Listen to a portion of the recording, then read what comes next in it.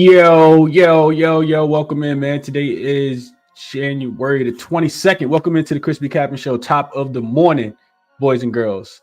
It's still colder in Virginia than the Brooklyn Nets or the Orlando Magic from the three-point line, but we're trying to get paid today, man. We're trying to get paid today. There are some really good spots on the board, in my opinion. We'll do the show a little differently today. A couple of the games, I really have nothing on. So I'm actually going to go in a little bit of a reverse order. I'm going to go to the games that I got actionable plays in already. And I'm going to share the plays that I have. Then we'll come back and we'll talk through some of the other games. I think that'll make for a little bit more of a productive show. So we'll do just that. We'll jump into, as we always do, we'll do a quick recap. We'll jump into the comments, and then we'll jump into, I got 3 open bets right now. Well, I think 4 open bets, but one of them is, has moved a lot already. So we'll talk about that one as well. Last night, a green night, another green night after having a terrible, well, not a terrible night, 2 and 3 night. I think yesterday on the show, I wrote that I had lost 2.2 units. It wasn't 2.2, it was 1.2 units yesterday. So it wasn't as bad of a day as I actually calculated it. But yesterday, Orlando and Toronto first half under 110.5, even though Orlando starts the game 5 for 5 from 3, had me pulling a little bit of hair out that I have. The game still, the first half goes under, the full game goes under, and Toronto gets the win last night as a home dog. So shout out to the Raptors. All right, comments very, very quickly, and then we're going to jump into the slate. What up, Brim? Says, let's get paid. Appreciate you for tapping in, Brim. Corey says, top of the morning, Chris. My guy here for your great breakdowns. Right off the absolutely live Golden State tonight. Open at 8-8. Open at 8. Now I can only get a 6.5 smash for Golden State tonight. Okay. I see 7.5s. Says he love it. Morning, Frank. What up, GLB? He always in here with me. What up? He says, let's get paid, everyone. Let's do just that. Taylor joined the Discord yesterday. Dropped off. What did Taylor put in the court yesterday? He put Brunson under his points. Was a winner. Taylor, sharp guy, man. Appreciate you for joining yesterday, Taylor, for sure, man. What up, Justin? Appreciate you for tapping in. PZ in here rocking with us. Brian on the West Coast. Up early on the West Coast, 4:45, I think, over there. Appreciate you, Brian, for tapping in, man. Good morning, Frankie. What's up, B-Structure? Let's see. What up, D Boogie? Says he went 4-1 yesterday. Wizards and Austin Reeves messed up a perfect day. So the Austin Reeves, what was it, 6.5 assists that I put cash, the 7.5 cash. That Denver team total over cash yesterday. It was a lot of money to be made yesterday. A lot of those things I didn't play all of them, but yeah, it was a pretty good day yesterday. Top of the morning, Christian. Appreciate you for tapping in as well. Denny double was fire yesterday. His rebounds, I think it was L hit his rebounds at 10 last night at +200, +290, something like that. Really, really good look. What up, Dean? Appreciate you for tapping in. Derek says I need to hit today again. Yeah, we all do. What's up, Mark? And good morning, Nayeli, as well. Let's jump into it for today, man. jaXon, first and foremost. jaXon is your AI sports betting tool / buddy / companion. Can help you handicap the game, save you a bunch of time, player props, odds, totals, NBA, NFL, MLB. I say the same thing every single morning. Yesterday, jaXon, like Jovic, somebody hit like Jovic assist. I think it was 2.5, and then Tyler Hero ended up getting rolled out. Somebody hit on him to get I think it was LB in the Discord. It took him to get 7 assists at plus, it was some crazy odds yesterday, plus 1,000. And I guess that was lateralable. And that was an absolute winner last night. So jaXon definitely made some money with jaXon yesterday. I think jaXon was also on Paul George to go over his 3-point prop. He only hit 1 in the second quarter, I think it was, or in the first quarter. So 1 in 1 day for jaXon yesterday. Today's prompt was I asked jaXon what 3 players should hit their points prop over in the NBA today. jaXon tells me Anthony Edwards, lines at 26.5, over on Bet Rivers, -122. Says last 5 games, he's averaging 33 on a 100% hit rate. Last 10 games, he's averaging 32.2 with an 80% hit rate. And they have him projected around 27 points today for Anthony Edwards. Let's see. Edwards has been on fire recently, scoring 30+ points in 4 of his last 5 games. With the Mavericks missing key players like Luka Doncic and Derek Lively, Edwards should have plenty of opportunities to dominate offensively. His recent form and high usage make him a strong pick for his over. Then we got Devin Booker, over 25.5 is what jaXon likes. So last 5 games, he's averaging 30.4 with an 80% hit rate. Last 10 games, he's averaging 27.5 with a 60% hit rate. Booker has been a consistent scorer. He dropped 31 points in his last matchup against the Nets. Brooklyn's defense has struggled against high-scoring guards. And with Kevin Durant and Bradley Beal supporting them, Booker should have plenty of space to thrive offensively. So jaXon likes Devin Booker and Kevin Durant. jaXon likes Anthony Edwards and Devin Booker. Last but not least, Malik Monk. Line sitting at 18.5, minus 105 on ESPN Bet. It's his last 5 games, he's averaging 22.4, 80% hit rate. Last 10, he's averaging 22.3, 80% hit rate. Monk has been a reliable scorer for the Kings, especially in recent games. He has also scored 26 points in his last matchup against the Warriors. With Golden State's defense being inconsistent, Monk has a great chance to hit the over. So three overs on player props today. Anthony Edwards, Devin Booker, and Malik Monk is what jaXon likes. Like I said, you can type in a bunch of different props, a bunch of different prompts, and it'll give you props if that's what you're looking for. So just check out jaXon, man. I always encourage you guys to do so. With that being said, let's jump into it for today. First game we have up, and the first game I want to talk to you guys about is the game between the Phoenix Suns and the Brooklyn Nets. This line is currently moving to 11. So it was at 10 last night. Then it went to 10.5. When I woke up this morning, it was at 10.5. I think it started to move last night. The total hasn't really moved any. It looks like it is coming down a little bit, down to 220. So let me get to my notes. I'm gonna be like, everything's gonna be pretty rapid fire today. Pretty rapid fire. So no way I'm looking towards Brooklyn in this spot. It's a Sun spot, in my opinion. Brooklyn is on a 6-game and 9 nights. This is also a 7-game and 11 nights for the Brooklyn Nets. Of course, the second leg of a back-to-back.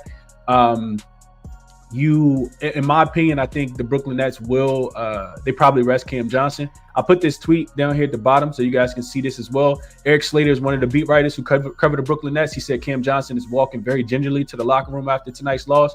He appeared to tweak something on his drive early in the game, but it was able to stay and finish. I think that Cam Johnson, because he's being showcased as a potential trade, target, I think that he does not play tonight. I also think that, we could potentially, I'm speculating, but I don't think he's going to play. I also think that, that D'Angelo Russell could potentially sit on the second leg of a back-to-back. We know the Brooklyn Nets are not a great offense. And you got a revenge spot here for Phoenix as well. Phoenix also coming off a loss where I took them on Monday against the Cleveland Cavaliers. So they need a win in the worst possible way. They did lose to the Brooklyn Nets 127-117 as a 9-point favorite at home in that last game. That game had Schroeder. Schroeder had 29 points. He hit 4 threes. Dorian Finney-Smith was still on the team. Tyrese Harris actually had 30 off the bench. He had 8 threes. I don't think that's going to happen again. So even though Phoenix is on the last game of a 5-game road trip, they probably want to close it off strong here. They got smoked by Cleveland, beat them by 26 to end their 2-game winning streak recently. And Brooklyn, like I said, it's a terrible phase spot for them here. I also wrote in my notes, Suns are just 3-4 against the spread this season with the rest advantage. They're also 5-1-1 to the under. So their offense, for whatever reason, can't score whenever they have the rest advantage. They're also just 2-4-1 against the spread in revenge games this season, only winning by about 3 points. But they've only been a double-digit favorite once this season. They didn't cover. They were laying 11.5 against the Wizards last week and only won that game by 7. But on the opposite side, this is more about the Brooklyn Nets, in my opinion. They're 7-1 to the under when they're playing unrested this season. They average about 103 points, a little bit under 103 points. Phoenix has been playing faster. They are 10th in pace over the last 5 games, but still averaging just 97 possessions per game on the road, which is 25th in pace. So I think this game goes under. I think Brooklyn struggles to score. I played Brooklyn team total under 104.5, sent it out to the members about 45 minutes ago to an hour. I thought the number was a tad bit too high. I'm expecting Brooklyn to shoot a bunch of threes, Brooklyn to miss a bunch of threes, Phoenix to play slow, Brooklyn also try to bring the game to a snail's pace. I think that game with the Knicks last night finished with like 185, 190 points. So I'm thinking that happens here again. This number is dropping. The 104.5 that I gave out is still available on Hard Rock. but it's starting to get juiced. I see minus 115. I see 103.5 on the market, 104 at minus 120. So I think Brooklyn struggled to score. This Cam Johnson, the tweet that I put here, I feel like is not reflected in the team total, which is why I played team total under. And I do think that Nets team total is not going to go up throughout the day, even if Ben Simmons comes back. So those are quick thoughts on that game. It's only a half unit play for me, but that's what I like in this one. Let's see what you guys are seeing. Sandman says, I haven't made a show in a minute, but I am here. I'm back. Let's get it. Appreciate you, Sandman. Blunt says, Chris, you be bluffing. You be on the right side. You don't be playing it. Blunt, what I say to this, man, is I spend a lot of time looking into these games, but the inconsistencies with these players, man, they really have me like sometimes just afraid to pull the trigger. I know I'm on the right side all the time. Every single bet that I make, I feel like is the right bet, but sometimes you get smoked and you're not right. So I will be gun shy at times. You're right. I am gun shy at times. I didn't love the slate yesterday. It just kind of, those plays that I talked about yesterday just kind of made sense. Let's see. What up, LC? Appreciate you for tapping in. D Bookie says Suns get back. He likes the minus 10.5. I like the. It's hard to lay points with the Suns, but this line is big for a reason. It is a spot where you want to fade the Nets. The last thing I'll mention real quick is, so teams that are playing that spot that I talked about, 6 game and 9 nights, 7th and 11 nights, and they're unrested in that spot, there's something like covering about 34% of the time, which means they're not covering about 66% of the time. I think it's a super strong trend towards the laying the points with the Suns. I couldn't quite get there though. Brian says he'll take the Suns under minus 10 and the under. I like it. I like it a lot. LC going back to Nick Richards, his double at plus 320. Couldn't talk you off. He just had a terrible game against the Cleveland Cavaliers. He got in foul trouble early. I think he finished with like 4 points and 2 rebounds or something like that. GLB Best says I lean over in the Phoenix game, but not sure I can take it. Over with Brooklyn at the moment, and I'm right there with you. I do think that they're gonna run out of gas in this spot for sure. What's up, Cash Out? Appreciate you for tapping in. Free Minds, what's going on, bro? Been a minute since I've seen you in here. Says Suns trifecta here.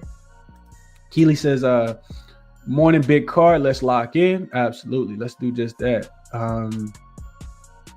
GLB says road teams off a loss of 25 points or more, 22-12 against the spread this season. Phoenix, yeah, they are coming off a big loss. Smoke took my money. The Cavs did.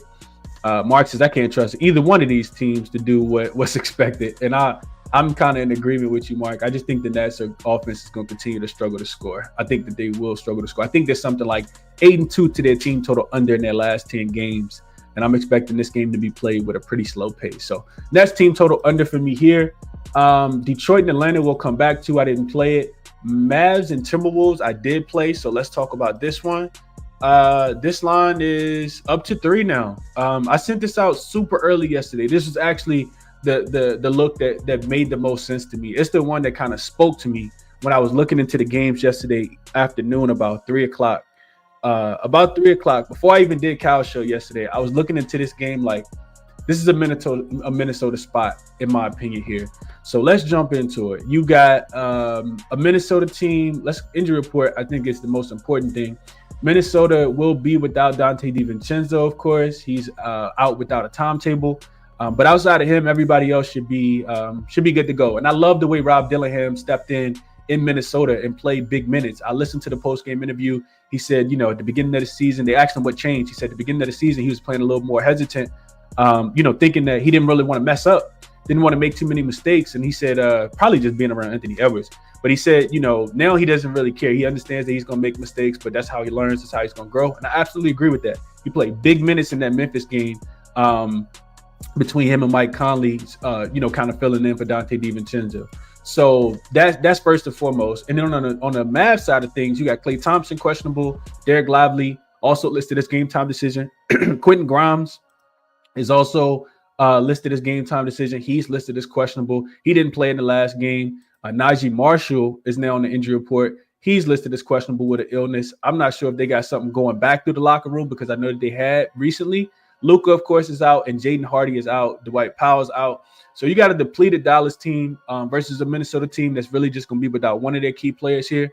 I took Minnesota -1.5 yesterday. It was the first thing that I played. It's a pretty I gave it out as a 1-unit play, but it's a pretty nice bet for myself. You got a revenge game here for Dallas. They did lose on Christmas Day. Minnesota beat them 105-99 as a 5-point home dog. That game went under the total of 222.5. This total opens up a lot lower. I agree with all of that. We'll talk about the total just in a second. Minnesota also lost to Dallas last season in the Western Conference Finals. We got to remember that. So Minnesota's always going to they're going to have smoke with this Dallas team every single time that they see them. And I love that. Dallas did beat them at the beginning of the season in Minnesota, but that's when Minnesota was still trying to kind of figure it out. Not that they still aren't trying to figure it out, but that game had Luka in it. They won 120-114. That's the first game of the season. Then Minnesota got their Christmas Day revenge.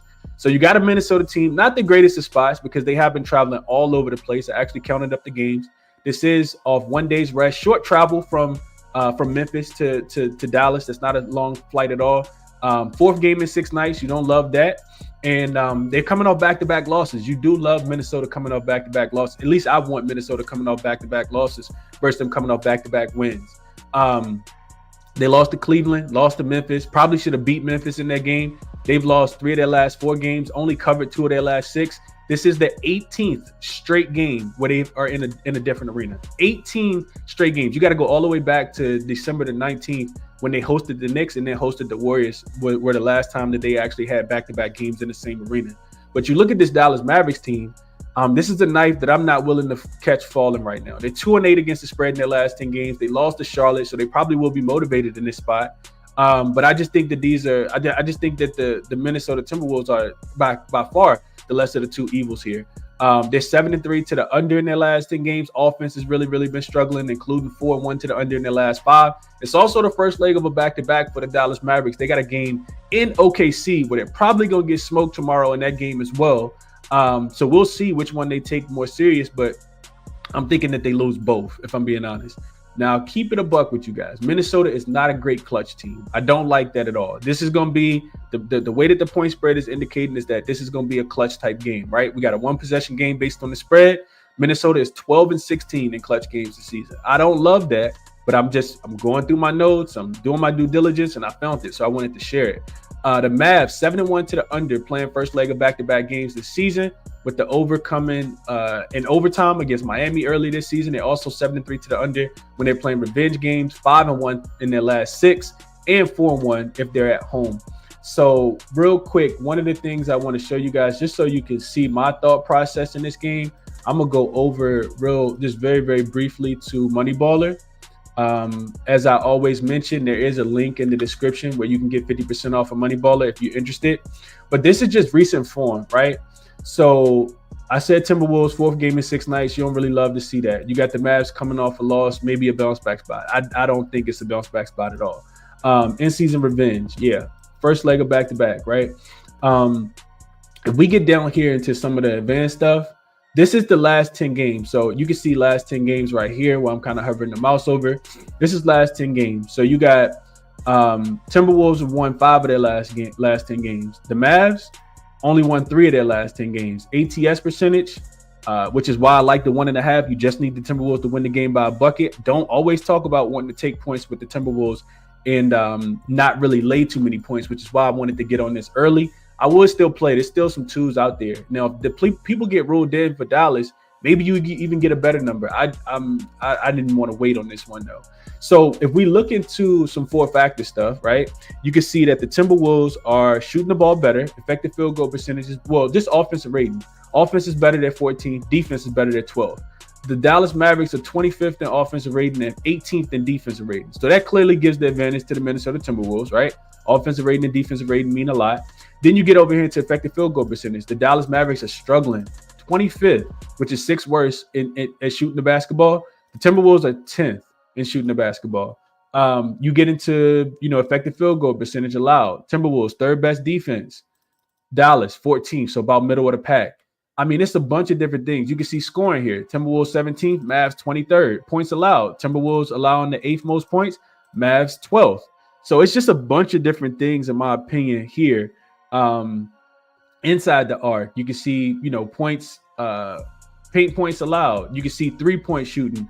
It's just a bunch of different things that I was looking at that made me think, Timberwolves are going to be able to score the basketball and win this game by at least one possession. Above the break three, we know Timberwolves are shooting a bunch of them. You can see that they are shooting the three the best right now. Look at Dallas defending it. 33% of what their opponents are shooting. What they shooting. So they're struggling from three, and then not scoring in the paint either. So also, below average defending the three last 10 games. Then you can get into some, some straight up stuff. Timberwolves, you can see that they're 5-5 last 10. Dallas Mavericks only 3-7. And I do lean towards the under. I talked about this. Timberwolves is a road favorite last 4 games, 4-0 to the under in the first half. The Dallas Mavericks are 2-0 to the under when they're playing on the first leg of a back-to-back. And I wrote this stuff in my notes, but just to kind of share with you guys, because I looked at this from a last 10 games and a full game perspective. So as I transition back to here, I'll just read off the rest of my notes versus changing it back. Timberwolves are 11-5 to the first half under as a road favorite this season. So the offense can struggle, but they play really good defense as a road favorite. The Dallas Mavericks are 4-2 to the under as a home dog. Dallas also 8-0 to the under in the first half, playing on the first leg of a back-to-back. So lean first half under, and specifically a Dallas first half team total under. But those lines were not available when I looked at them earlier. I do see that this is coming down from 218.5 down to 217. I think it's going in the right direction. First half was not available when I looked earlier this morning as far as a total in this game. I do think that this is a really good first half under as well. I bet Minnesota minus 1.5 though. And now I think the totals are open. It looks like this is 106.5 is the best number over on Fanatics. So I would add that to my short list if I was going to bet this one as well. Not something that I have in my pocket, but a Minnesota Dallas first half under 106.5. I do think is not out of the realm of possibility here. So this is an official play for myself. Let's see what you guys are thinking about this one. We'll move over to next. Wolves in the over for midnight. I don't know about over, but if Clay doesn't play, I think Dallas is really going to struggle to score. I watched Dallas struggle to score against the Charlotte Hornets the other day. Their defense is not even like that. That was terrible, man. J-Man says Suns 2-7 against the spread on the East road trip. Good luck. Yeah, this is more a situational spot though, J-Man. More of a situational spot here. PZ says he likes the Wolves minus 2.5. Love it. Blunt says, are the Timberwolves back? I know they don't got the best record, but them guys been balling lately, and I agree. I think it's enough to get the job done today. Andrew says, hopefully Rob makes his way through the gauntlet of the NBA and can develop into a monster. My Wolves need to make it happen. I love Rob. I think he's going to be great in the NBA. Brian says he likes Minnesota Mavs underplay here. I like it. Mark says, I took the money line last night.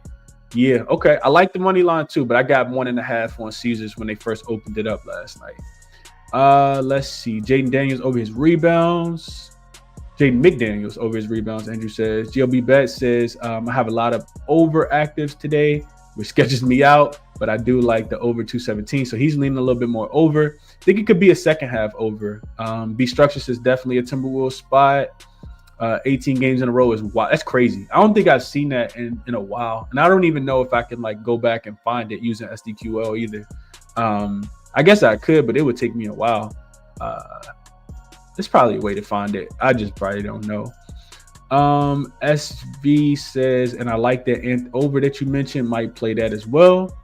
Okay. Randall rebounds and assists. I forgot to mention Randall. So Julius Randle is from Dallas. He always plays the Mavs really, really tough. I love that. I think he'll be locked in for this game. And I think the Timberwolves have enough, man.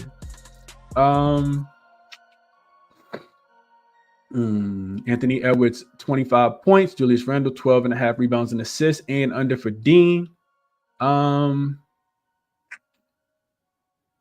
Yeah, I agree with this, Lane. It could definitely be back and forth.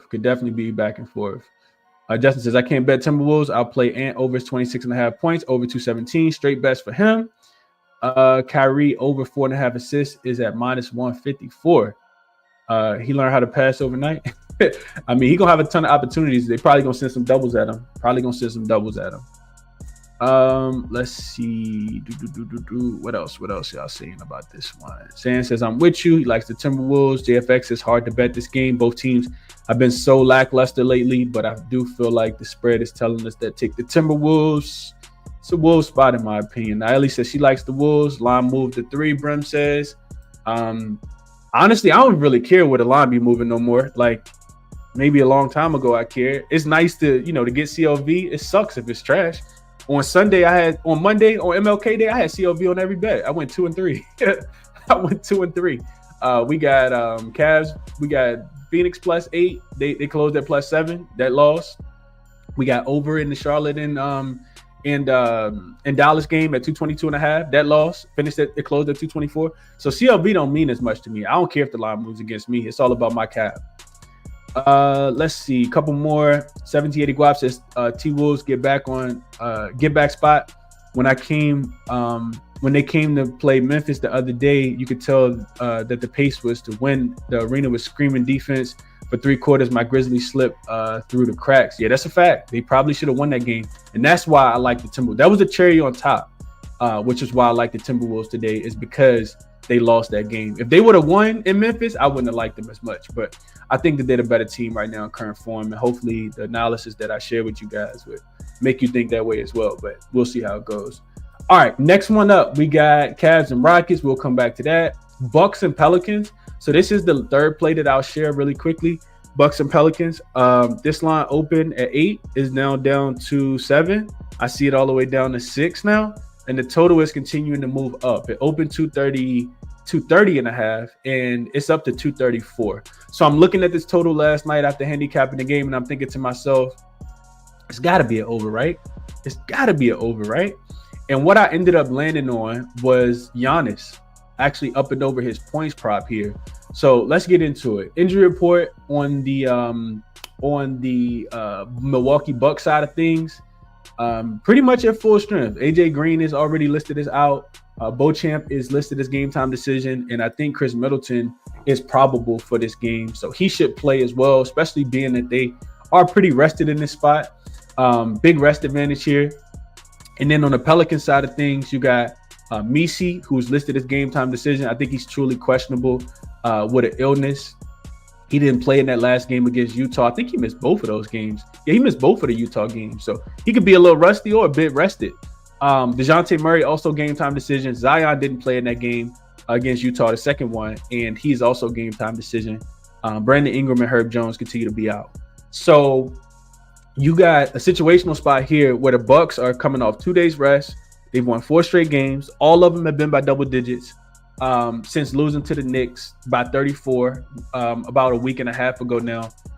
They've also been a part of 6 straight overs, have the Bucks. So you kind of got to agree with the total going up. It doesn't feel like anybody can kind of stop this Bucks offense right now. This is the first leg of a back-to-back. They got a game in Miami, but I'm not even really sure how worried they are about the Miami Heat given what's going on in Miami right now. Then you got the Pelicans. They're coming off that overtime game against the Jazz where they got down by 20. Might have been more than 20. When I turned the game on, it was the start of the second quarter, and the Jazz had like 45 points. And I was like, how? How do you give up 45 points to the Jazz with the current roster that they have? But anyway, they had to come back from about 25 points in that game. This Pelicans team has been hooping. They won 4 of their last 5. They're 5-1 against the spread in their last 6. 5 of their last 6 games have actually also gone up and over the total. So like I said, it feels like an over game. Bucks are just 4-6 against the spread as a road favorite, where you got the Pelicans. This is in the first half, 4-6, whereas the Pelicans are 12-4 against the spread as a home dog in the first half specifically. So Pels early may be the best spot here, especially with the Pelicans, especially with them coming off the overtime game, especially with them having to fight so hard and exert so much energy and effort in that last game to come back and beat the Utah Jazz in that last one. So I know CJ McCollum had like a career high or like a secondary career high, something like that, like 45 points in that game. CJ's getting a little bit older now. I think this is year 13 for CJ. So not 13. I think it's year 11 for CJ. I think he came in 13, I think. So it might be year 12. Anyway, CJ's getting older, in my opinion. You look at the Pels, their opponents are 7-1 to their team total over.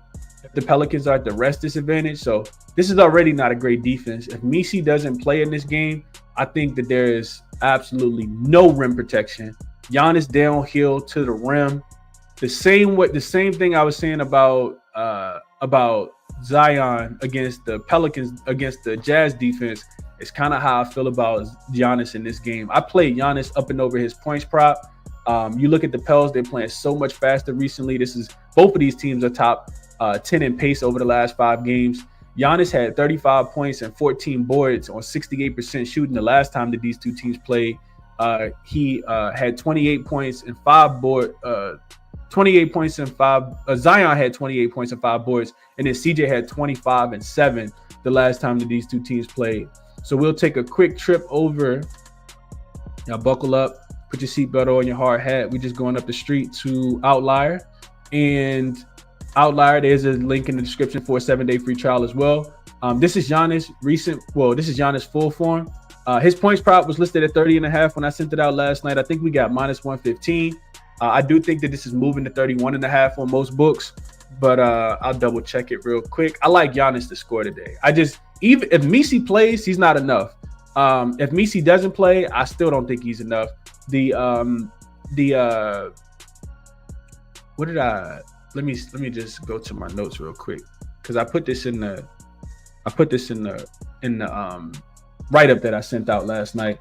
But you look at Giannis, you can see he's up and over his points prop about 56% of the time so far this season. Recent form, if we just look at last 10 games, he's been dominant up and over in 5 of his last 10 and 3 of his last 4. And this is a team that allows the bottom 10 in defending paint in defending points against power forwards. Also bottom 6 in defending points against the center position, which we know Giannis can play both. Giannis gets so this is what I wrote. Giannis gets a perfect matchup tomorrow versus a super small Pelicans team. Misi is listed as questionable and could return, but even if he does, I'm not sure if it matters. Giannis is scoring 73% of his points inside the paint. The Pelicans allow the second most points in the paint on the season. Giannis has 31 or more in 9 of his 14 games this season when he's faced a team that is bottom 10 and giving up points in the paint. Against teams that are bottom 5 in protecting the paint, Giannis is averaging 38 points.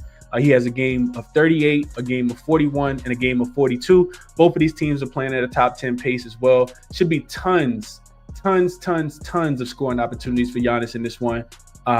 Just think it's a line that Giannis is absolutely going to crush. I do think that, maybe they start to double and we see Giannis, go up and over this 5.5 assists as well. This could be something, that kind of sticks out because I have no idea how they're going to be able to stop Giannis. Even on the second chance opportunities and offensive rebounds, the Pelicans are a super small team coming off the overtime game, probably going to be a little tired as well. I like Giannis a lot today. This is actually my favorite player prop, the only player prop that I put in. Right now, Giannis points are listed at 30.5. You actually can get a better number than I got. 30.5 is listed at -120 on a lot of books, but BetMGM actually got it at -105. So a lot of this is 31.5 on ESPN Bet, but 30.5 is juiced on most books. We got -115 last night. I guess I should have waited because BetMGM got a -110. So this is my thought process on this game. I chose to play Giannis over the full game over, but that would be my thought process. Really don't even want to try to pick it who's going to cover the spread in this one. I think it could be a pretty tight game, if I'm being honest. Let's see what you guys are thinking about this one. Let's see. I would hope so, Derek. I would hope that Gobert could get 10 boards against a front line that may not even have Lively. I would hope so. Let's see. If I was the T-Wolves, I want to bet if I was a T-Wolves fan, I want to bet the Mavs every chance for less. Yeah, I want to beat them every time. Yeah, I agree with that, Mark. Definitely agree with that. It'll be best if he likes over in this one as well. Pelicans off of overtime, double-digit comeback. Bucks all day. Come on to the over. So Brian likes over. Justin played over 230.5.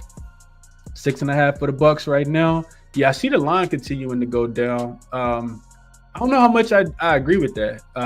Not with the Bucks winning all the games by 10. And what I watched the Pelicans have to do, like to come back. Now, granted, they don't have to travel, but the way I had to watch them, come back in that game, I'm guessing people are banking on, Giannis actually, not Giannis, but Zion actually playing. I'm just not looking to fade the Bucks right now. Not currently constructed. Not currently constructed. Pels +8 if Zion and Murray play. Money line, the bookie on the opposite side. Trey Murphy over his 20.5 points, Merrill says. So I saw Trey Murphy. I was close to pulling the trigger on him last game. He was at 23.5.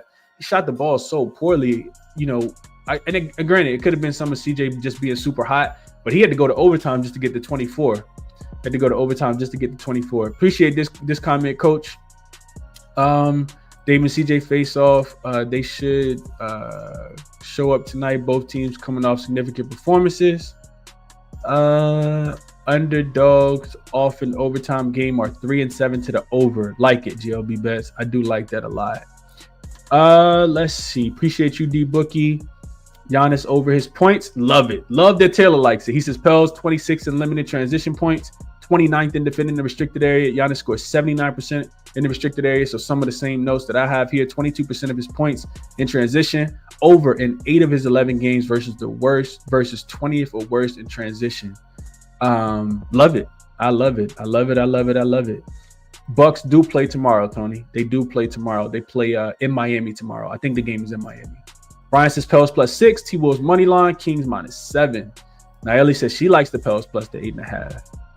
I think if you like the Pels, like early makes a lot of sense based on, like I said, I think, what did I say? They're 12-4 as a home dog in the first half. I think Pels first half would probably be the better look here, is what I'm thinking. But that's just my thought process. Dropping Dime says Giannis final stat line tonight, 150 points, 85 boards, and about you 30 assists. I mean, he should go crazy tonight, man. What up, Jacob? He says I'm going back to bed. He says there's a write-up in the Discord. What you on? I didn't see. I haven't checked the Discord since last night, so I will check the Discord a little bit later. So I think I just shared 3 plays, right? The Timberwolves -1. I played it. The Brooklyn Nets team total under 104.5, and then Giannis over 30.5 points. I also played Boston -6. That line is gone. So no need to really talk too much about that game. So now let's go back in order. I also lean this Minnesota Dallas first half under 106.5 as well. So let's go backwards now because those are the games that I did play. Quickly touch on Detroit and Atlanta. I want to go back to MoneyBaller real quick because there are some things that I think are worth showing in this game. So let's go to MoneyBaller. Suns, Pistons and Hawks. Yeah, Pistons and Hawks. All right. So Pistons and Hawks. Let me go to my notes as well. This is a tough game. You got Jalen Johnson listed as questionable. In a lot of those games, I'm not going to touch on too deeply in. Like I hate trying to play the guessing game with the injury report. Sometimes I come on here and talk about the games for 20 minutes with you guys, all for 2 players to get ruled out, and then none of what I said mattered anyway later in the day. So you always got to monitor the injury report. So the injury report here for Detroit, we got nobody. Just Jaden Ivey, of course, has been out. Jalen Johnson is game time decision. Ricochet, of course, continues to be out. And Trae Young is listed as probable, I think, in this game. So Detroit did beat Atlanta for the first time in a very, very long time earlier when they played. They beat them 122-121 in Detroit. They were a 2.5 point favorite in that spot, so they did not cover. It was the first time that Detroit had beat Atlanta since March the 23rd, 2022. Atlanta had actually won 7 straight games. Trae went crazy in that game. He had 32 points, 13 assists. He finished 6-12 from the 3-point line. Jalen Johnson went crazy. He had 20 points and 9 boards in that game as well. And then Cade on the other side also went crazy. He had 22 points, 13 assists, and 11 rebound triple-double. Malik Beasley also had 22 off the bench. I think he was 3 for 9 from the 3-point line in that game. So a bunch of different ways you can play those players in this game, in my opinion. You got Detroit coming off a 9-point win as a 7.5-point road dog against Houston the other day. Very impressive win. Whenever Cade sees Jalen Green, he turns all the way up. This is the second of a 5-game road trip for Detroit. On the Atlanta side of things, first game back home for them after a 3-game road trip.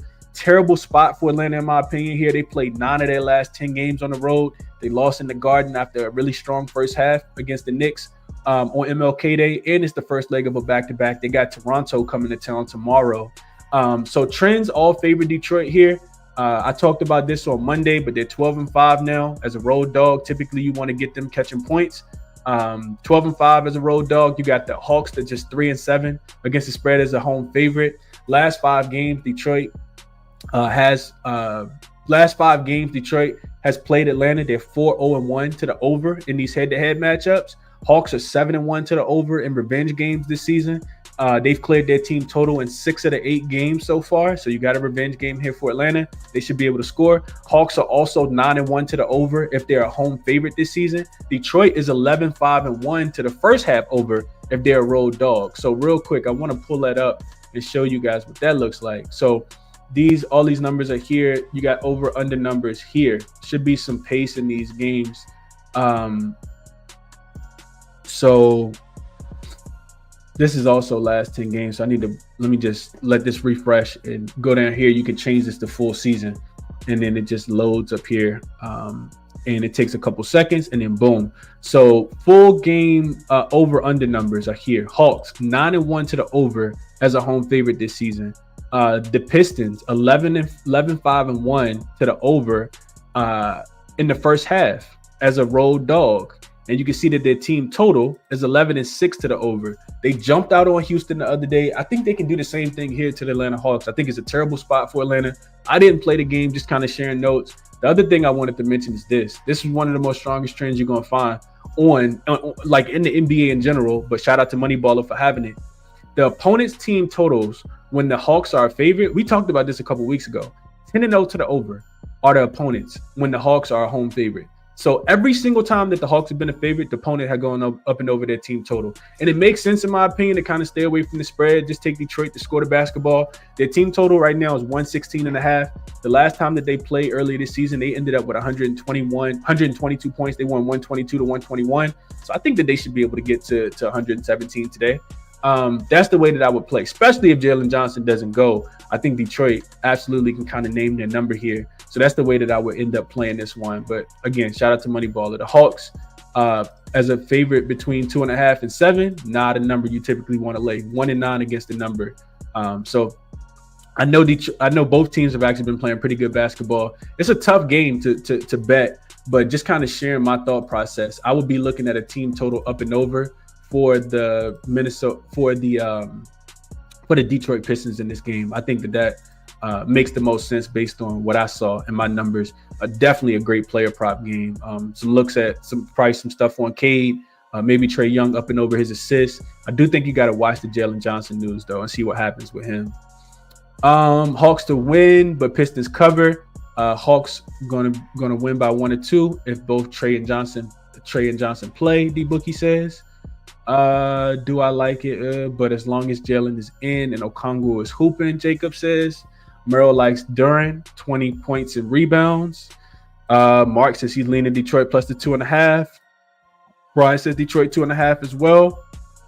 235.5 Atlanta first game back off the road trip fade. Could see that. Let's see. Cade and Trae, PRA, parlay. J. Dot says, Nayeli says, for me, I'm not betting anything until the game starts and I see who's in the starting 5 of both teams. Yeah, Detroit lineup is pretty locked in right now, Nayeli. As long as somebody don't wake up with, calf soreness or, slip and fall before the game starts, it should be a clean injury report, at least on the Detroit side. Smokey, what's up, bro? Hope all is well with you. Says Hawks bounce back from their meltdown in the fourth quarter versus the Knicks. I'm going to lock this in soon. So he likes Atlanta, even without Jalen Johnson locked in. So he's gonna lock it in. I saw this as well, J man. Bron said, "Hold my drink, man. Hold my drink." Had the triple double last night. I like it. GLB says I have a look on the over here when both teams were dogs in their last game, and that a home favorite is laying up to 7. The total is 33, 18, and 2 to the over. Cannot disagree with that. He says he likes the over 235.5. I like the over as well. The last one finished 244, but I want Jalen Johnson in if I'm playing it though. We'll see how that goes. Derek says just take Trey to get 10 assists. What up? Flint says he likes Cade double-double. I love Cade in this spot. I mentioned the triple-double that he had. I'll say it one more time. He had 22, 13 assists, and 11 boards the last time that they played. And Atlanta has been owning Detroit. This has been like a little brother. Detroit had a couple big brothers. Atlanta was one of them. The Knicks were the other one. So I do like over. I kind of want Jalen Johnson in before I solidify anything in this game, though. Let's move over to the next one. We talked about that one. We got Cavs and Rockets. Very, very interesting game here, man. And I'll just give you guys my thoughts. Well, no, okay. All right, so this is what's interesting. So last night, I'm looking at, yesterday, I can't handicap the game yesterday during the day. And I saw the line was like 2, I think it was. I wrote in my notes that the Cleveland Cavaliers were laying 2.5 points here. And then the news came out that Mobley was going to be ruled out. And I was like, man, I really don't know where to go with this one. Caris LeVert also listed his game time decision. Isaac Okoro is out. And on the Houston side, they should be at pretty much full strength. DeBarry Smith Jr., the only person listed, is out. He still got that fractured hand. Hopefully he can come back soon. So I'm thinking about this game, right? And I'm thinking to myself, like, all right, Houston coming off a loss to Detroit, probably a bounce back spot for them, second game back home. And then I'm like, Cleveland, are they a fade without Evan Mobley? I don't know. They just smoked the Phoenix. They smoked the Phoenix Suns. Now, Phoenix was heavily out-rebounded in that game because Nick Richards was in foul trouble. In my opinion, because Nick Richards was in foul trouble, I think they still end up losing the rebounding battle by about like 20. Now, that's something that I don't think is going to happen in this spot. Houston is a great offensive rebounding team. They're a great defensive rebounding team. They don't give up a lot, and they get a lot. So I understand the money like coming in on Houston in this game last night. I think this line went all the way down to minus 1.5 in favor of the Cavs. But now it's being bet back up, and I didn't know that until I'm looking at it now. That's why I was smiling, like I'm not fading Cleveland. That's what I'm not doing. I just tried to fade Cleveland. Did not work out well for me at all. The Houston Rockets can be super sporadic. If their shots are going in, yeah, they can absolutely, win, cover this game. But I'm not fading the Cavs, and it's really just that simple for me. They've won 3 of their last 4. I just tried to fade them against the Phoenix Suns in the last game, and they looked like they were world beaters in that game. They smoked the Phoenix Suns in that game. The Cleveland has won 3 of the last 4 in the head-to-head.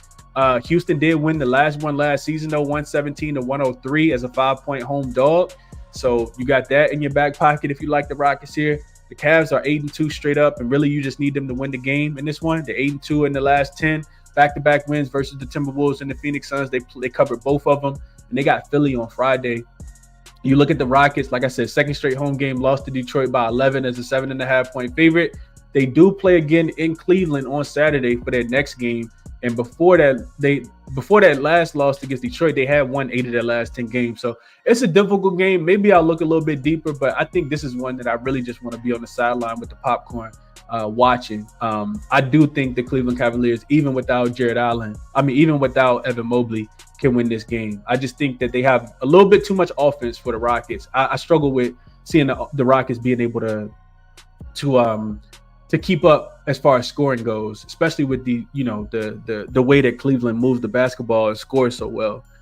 So I don't have deep, dark burning thoughts on this game. I need to look a little bit deeper, but I'll lean towards the Cleveland Cavaliers to get the job done as a short 3-point favorite here. Brian says I'm on Houston first half full game, maybe trifecta spot. Houston money line at home is golden. Okay. So people liking the Rockets. Rockets been dealing at home lately. I don't know what to do with the spread, but the pace should be there for both teams. I'm thinking over could be a good look here. I agree with this, JFX. I'm not looking towards unders in Cavs games. Like, I know the Rockets can play defense. I'm not looking towards unders in this game. And that's what makes it difficult. I know the total opened at 233. I think it was. Now it's down to 231. The Cavs offense they can shoot and make so many threes in such a short period of time that unders watching Cavs games just should make you feel uncomfortable, honestly. Like, I'm not. That's something I don't want to put my money on. Flint says this is a spot for the Rockets, like last night was a spot for the Raptors. Rockets are a different team at home. I don't know how much I agree with that. I'm not going to pull this up on the screen, but one thing that just jumped into my mind when I look at the Cleveland Cavaliers as a road favorite, and their opponent is good. So opponent win percentage is greater than 55. They're 4-0. They're 4-0 straight up, 4-0 to the over, 4-0 against the spread. And matter of fact, I will pull it up real quick just so you guys can see it. This is something that always sticks out to me when I think about fading the Cleveland Cavaliers. So this is Give Me the Dog, just FYI. This is, where's this comment at? So this is the Cleveland Cavaliers as a road favorite versus teams that have a 55% win percentage. You can see that they went in and beat the Nuggets 144-135. They beat the Lakers 122-110. They beat the Mavs 134-110. They beat the Pacers 127-117. So all of the games are going over. Then it's not like they're going over by a little bit. Right here, you can see that they're going over by about 24 points per game. I'm just not into taking unders with the Cleveland Cavaliers. I know the Rockets as a home dog is probably a strong under spot, but not something that I'm willing to put my money on. Real quick, let's check that. Rockets. Let's just look at them as a home dog this season.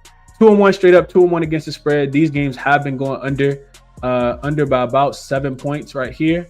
So two very conflicting styles and trends. The Cavs are playing a lot faster recently. The Rockets are playing a lot faster recently. They beat the Celtics in this spot, but they lost to the Celtics.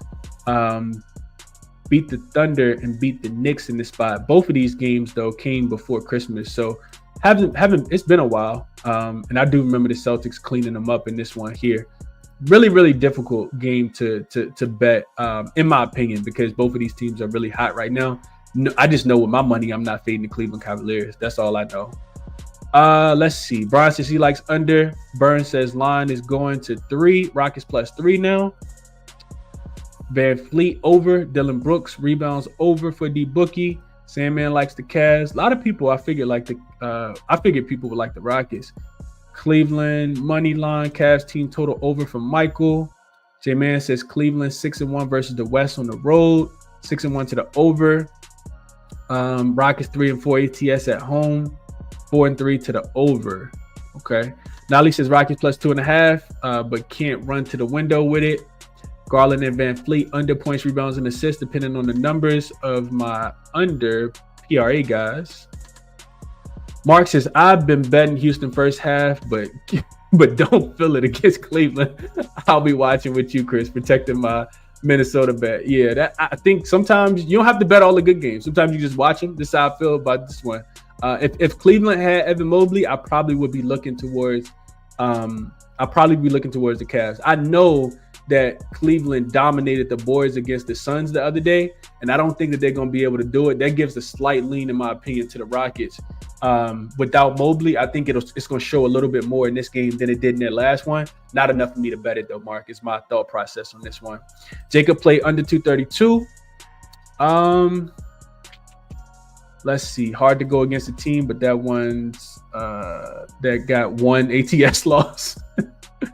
Chuma says I will take Cavs here. The spread is too short. If the game is close, the Rockets can't close games. They won't match with Cleveland, with the Cavs when it comes to the wire. And I kind of agree with that. So lean towards the Cavs. Don't like it enough to bet it. All right. Charlotte and Memphis. I'll be completely honest with you guys. This is one where I looked at the line. I was like, I'm not laying that many points with the with the Grizzlies. And I guess I'd be looking towards Charlotte. I don't want to lay this many points. Bit of salt right here on my tongue. I'm a bit salty about the Memphis Grizzlies and the way that they did me on MLK Day. They just look so disinterested in basketball. I'm not sure if they're going to put together an effort that's going to win this game where they actually blow out the Charlotte Hornets. You can say it was first game back, all that good stuff. Are they light years better than the Charlotte Hornets team? In my opinion, yes. Charlotte will still be without Brandon Miller, who's still out without a timetable. No Trey Mann. I just watched Charlotte really, really struggle to score the basketball in their last game. Memphis is getting healthier. Now they got Gigi Jackson back. They don't really have anybody on the injury report outside of Marcus Smart and LaRavia. So should they be able to score? Yes, is what I'm thinking. But I'm not laying this big of a number with the Memphis Grizzlies. So that's just my thought process. Like they really hurt me the other day. Like I had a pain in my heart the way that they didn't cover. And this is how lethargic they looked against the Timberwolves. I thought they would go smoke the Timberwolves. We got the -3, 3.5, and they won the game by 2. And they had to use a lot of energy in the fourth quarter to even make it a game in the second half. So very, very Jekyll and Hyde type team, in my opinion, for somebody that's laying 12 points here. I would only be looking towards Charlotte plus the points here. Only way that I could look would be Charlotte plus the points here. So just a real quick handicap for me there. Memphis plus 12. If no Miller, then I think it's the other way around. Memphis minus 12, the bookie. Memphis team. Chris, I called out Grizzlies had the worst ATS record on MLK Day. Everyone got the trend. They followed though. The Grizzlies had the worst ATS record. I don't think that's right, J man. I think their record is really, really good. Memphis was super lazy in that game. They couldn't make a shot. They were playing slow. It just, man, it killed me, man. It really, really hurt. That hurt for me. Mark says he'll play Memphis first quarter here. Flynn says give me the points with the Hornets, and the Hornets on a 3-game winning streak. Are they playing aggressive? Okay. JLB Bet says take double-digit home favorites facing a non-conference opponent who they lost to the last matchup. 10-1 against the spread, says Memphis. Yeah, if you guys are betting Memphis, I'll be on the sideline. I don't like Charlotte enough, especially without Brandon Miller. I also watched them struggle to score in the last game, and this is one where I'm not super enthusiastic about actually handicapping it. I still got a little bit of work to do on that game, but it's just I know 12 is too many points in my opinion to lay here. The total with Charlotte playing, I guess you could say Charlotte's playing a little bit faster. They played super slow against Dallas the other day. I don't like it all the way up to 240. But that was just my thought process on that as well. Like I said, it's a game I got to look a little deeper. But seeing the number at 12 does not make me want to get down with the Memphis Grizzlies here. Next game up, we got the Jazz and the Thunder. Absolute stay away from me. This is one where if I'm talking right now, who cares? Who cares what I say about this game? We have no idea who's going to play. OKC got Jalen Williams listed as questionable. No Chet Holmgren, no Isaiah Hartenstein. AJ Mitchell is out as well. And then the Utah Jazz do that thing with the injury report. John Collins, Lauri Markkanen, both listed as questionable for this game. They're coming off the overtime game, not laying 17.5 points. If all of the guys get ruled in for Utah has quietly been covering a bunch of spreads. They've actually covered 7 of their last 9. And OKC, they actually on the first leg of a back-to-back, right? Yeah, they got the Dallas Mavericks. Probably got that one circled after losing to Dallas last Friday. So this is a game that I really don't care about. And I don't know how much the Utah Jazz or Oklahoma City Thunder care about this game either. OKC already beat this team. They beat them by 27 and covered a 13.5-point spread the last time that they played. The total did go up. I think it opened 220.5. It's up to 226.5. It flew up and over the total in the last one. That one was at 224.5. So maybe a look towards the over. If John Collins and Lauri Markkanen get ruled in, along with Sensabaugh, who's also on the injury report, maybe Utah dominates the boards in this one, and they could cover. I mean, getting 17.5 is a bunch of points. It's all the way up to 18 on FanDuel. And like I said, Utah has covered 7 of their last 9. So not a game that I'm looking to bet at all either. Just not a game I'm looking to bet. Let's see. LaMelo under 29 points, Dean says. Let's see. Mark says not showing on my book yet, but you're right. Points have to be right. Yeah, that's the only way I could look. D-Book says he'll take the Jazz plus 17.5 backdoor cover if Markkanen and Collins play. I can see that. JLB Bet says Hornets are 5-2-1 against the spread after a win as a dog, though. So what he's saying is this trend says that when they win, they typically put together that same momentum and keep it going. It's the way I'm thinking as well. Dropping Dimes says if the Jazz don't care and the Thunder don't care, we shouldn't care either. And that's how I feel about it. I'm looking at this game like, yeah, right. I could care less about that game. I did a little due diligence, but just to kind of give you guys my thought process on it in the situational spots. Mark says, isn't that something? Tanking and still covering. That lets you know that the lines still aren't big enough, Mark. They've covered 7 of their last 9 games. They covered both games. Well, they didn't cover against the Pelicans the other day, the first one, but they covered that second one. Flynn says too many points. Taylor, I like this look. Kessler over his boards. We know that the Oklahoma City Thunder will be without both starting centers. So I like this one. He says OKC allows the 27th most rebounds. Probably not going to be played with a bunch of effort either. With 26 minutes versus teams ranked 20th or worse in rebounding allowed, he's over in 10 of his 13 games. I will be writing this one down. Maybe another little player prop look for Walker Kessler. Shout out to Taylor for finding a diamond in the rough. I mean, it's real rough out here when you're talking about this game. Up and over his rebounds prop. I like this. I could definitely get there with some Walker Kessler rebound love today.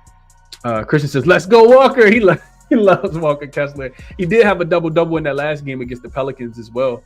I think he finished with like 10 and 13 or 13 and 10, something like that. Brem likes Walker Kessler double-double as well. Brian says he'll just stick with OKC in the third quarter, where they have been, I think, the best team in the NBA so far this season. Next one we have is just two, right? Yeah, next one we got up is the Warriors and the Kings. This line was at, I think I got in my notes at 8. Yeah, 8. Total was at 227. And now it looks like this come down to 7.5. And the total is going north, which is interesting to me. I see it all the way up to 229 on DraftKings. This is a one-way ticket for me too, I think. So we're looking at the injury report. The first thing I wrote in my notes yesterday is no Draymond. He's going to be out. I think he's going to miss at least a week.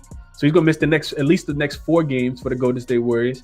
Kyle Anderson is also out. Jonathan Kuminga and Brandon Brzezinski continue to be out. This game's really going to be on whether Golden State can make threes. If you had a chance to watch the Boston game, they just claimed every single shot that they took. Let me see if I can go find that real quick. But that's what it's going to be predicated on. All Golden State wants to do is shoot threes. So can Sacramento defend the 3-point line?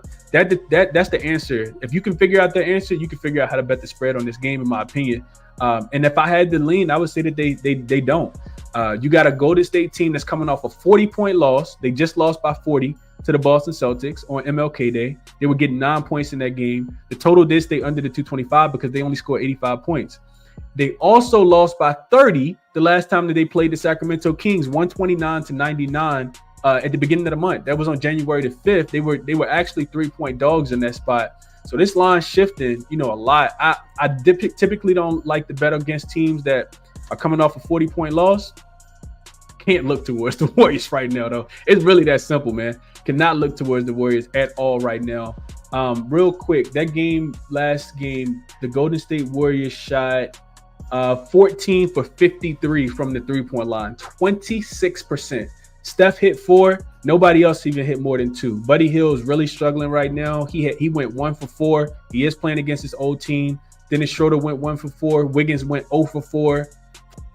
It's just not a lot of offense for Golden State right now. There's no other way to put it. Like, even these guys are coming off the bench. Moody, Santos, Lindy Waters. Like, these guys can't score. Trace Jackson Davis, Wiggins is struggling right now as well. They don't have a lot of size, so maybe looking towards some Sabonis rebound props. And on the Sacramento side, this team is super rested. 2 days rest for them. What else I had in my notes? 2 days rest for them. Back-to-back wins versus the Wizards and the Rockets. They've won 9 of their last 10 games. It is the first of a back-to-back. They got a game in Denver tomorrow, but they're rested for this one. Golden State also first leg of a back-to-back. They host the Chicago Bulls tomorrow as well. So this is kind of a game that, like I said, to me, it's just really dependent upon if Sacramento is going to be able to defend the 3-point line, because that's all Golden State wants to do is chuck threes. 53 3-pointers in that last game. And you got a Sacramento team that's been at the crib now, third game back home. I think I'd be still kind of looking towards trying to fade the Golden State Warriors, but it's not a game that I put in my pocket here. And some Sabonis props also. Got to look at some Sabonis love here. The bookie says Kings -8. You can get a 7.5 now because the line is coming down.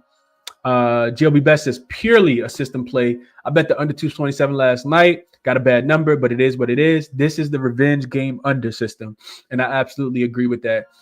The Warriors, like I said, when the last time the two teams played, the game went over 225.5, but the Warriors gave up 130 points. You would at least expect them to play lock in defensively, and they tried to against Boston in the last game. They just couldn't get a stop. Boston is a well-oiled machine with Porzingis in too, especially coming off a loss.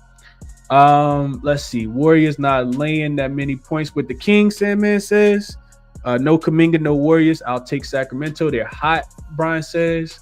Kind of agree with that. Kings been riding that streak too long. Give me the Warriors to cover. I feel like they were looking ahead to this game. Okay, I don't know if I agree with that, GFX, but I hope you cash it. Didn't play the side. I think the under is the best play in this game, though. I do think it's a little bit of an under spot. Haven't really been playing too many unders, but I think it'll be an under spot.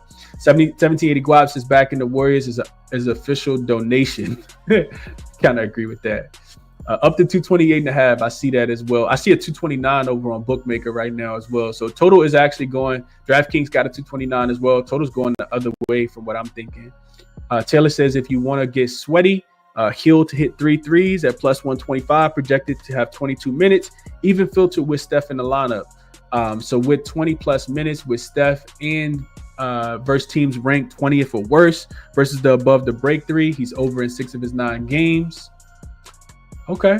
Curry over his points, rebounds, and assists for young OG kid. Naeli says take the Kings. System is 42-14 since 2022. Not something I'm betting against. I know that's the under system. I like it. GLB bets. Peter says Monk. He likes Monk, and jaXon also liked Monk, so couldn't talk anybody off Monk as well. Man says, what about the Suns and Brooklyn Nets money line? What about it? The Suns money line? Oh gosh. All right, last one. We got Celtics and Clippers. Like I said, not a game that I really want to talk too much about now. We did get a -6 last night. I sent it out to the members. As soon as the news came out that Kawhi, this is why could potentially help you guys to join as a member if you're interested. We sent out 6 last night. This line is up to 10 now on most books. I also leaned towards the under last night, but Chris Dunn is questionable. Norman Powell is questionable. James Harden is questionable. If the line, if those 3 get ruled in, I do think the line comes back down. But Kawhi and Zubac are already out. I think Zubac, even over a Kawhi, means a ton. I just watched the Bulls absolutely dominate this LA Clippers team without Zubac in. And I was looking into this morning real quick. Let me see if I can find it. Without Zubac in the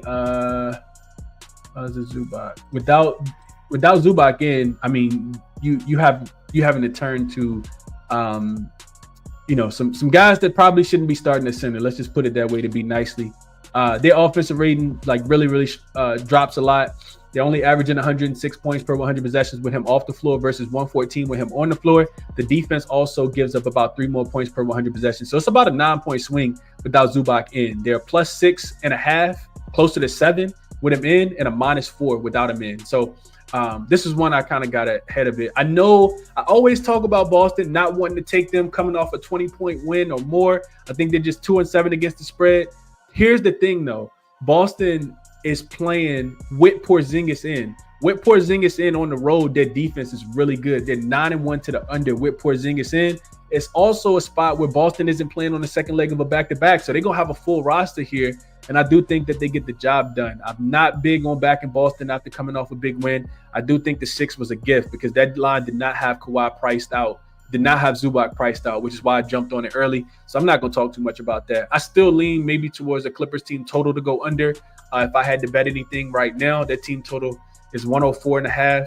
I think that would probably be the best way to get paid, but that's a super low number, and it opened at 107.5. So I don't really have too many recommendations on this game specifically. Maybe even still a full game under as well. I can see Boston potentially struggling. The Clippers as a home dog typically are a pretty good defensive team. So that's the way I would lean, probably a full game under in this spot, even with it being at 217.5. The Celtics today, who's playing for the Clippers? We don't know yet. We have absolutely no idea. Give me Boston in the under, J-Man says. Agree with that. Taylor says Harden under his 8.5 assists. Celtics are 29th. Worst limiting points in ISO. Makes sense because they don't play help defense. Harden versus teams ranked 20th or worse in ISO. He's under his assists in 10 of his 14 games, averaging just 7.1. I think this is another way to really get paid. I like this, especially if it's a blowout as well. The one thing that I didn't mention is that, let me see if I put it in my notes. The Clippers are real quick. Let me see if I can find it. I want to say the Clippers on the first leg of a back-to-back, and I think that's the reason why they're resting. They got a game against the Wizards tomorrow, so that's the one they chose to play. They're gonna chose to play Zubac. Well, I don't know if Zubac is coming back, but Kawhi will play in that game tomorrow. James Harden under his assist. If this game is a blowout, James Harden does probably go under his assist. So I like this under 8.5 look a lot. I like that a lot. Drew Holiday, Derek White, Tatum, Jaylen Brown. I love that. Love that, Taylor. Celtics first half sounds doable to me, JFX says. Tomorrow says first leg of back-to-back for the Celtics, though. So I wouldn't be surprised if they rested someone. Celtics don't really rest people on the first leg of back-to-back tomorrow. I kind of feel like they rest on the second leg of a back-to-back. Typically they give everybody, but they are playing the first leg of a back-to-back. They got the Lakers tomorrow. The Lakers, I won't talk about the Lakers. I won't talk about the Lakers. Celtics first half of JFX. Sandman says laying the points with Boston here. Let's see. Bands up. You just got to go back and listen, man. We talked about all these games already, so you just go back and listen. And what's up, Daniel? Appreciate you for tapping in as well. And that's it. So official plays for myself. Brooklyn team total under 104.5, half unit play. Minnesota, actually my favorite play on the board. Minus the 1.5 last night. This is at 3 right now. 2.5 and 2s out there. You can kind of line all over the place. Also lean towards that first half under 106.5. Didn't play that one, and I did bet Boston -6. It's a big card for today. I think it's 9 games altogether. Tons of ways to get paid. Monitor the injury report, like I always say, and hopefully you guys found the show helpful, man. Really thankful for people in the comment section that kind of help me cap the games and just kind of make me think about the games in different ways. So I really do appreciate you guys for joining in and watching the show, and just for being part of a very, very positive community. Everybody can't say that they have the type of positivity that we have in the ChrisBeCappinn community. So thank you guys for that. All the resources that I utilize are here. Check them out. I went through all of them, kind of used them throughout the show. Best of luck on all your action for today. I will catch you guys at 4 p.m. over on Cal's show. And then we got San Antonio and Indiana tomorrow in France tomorrow. That's going to be super exciting. I think it's about 10 more games for tomorrow as well. So tons of NBA action, tons of ways to get paid. You guys enjoy your Wednesday, man, and I will catch you in the next one. I'm out.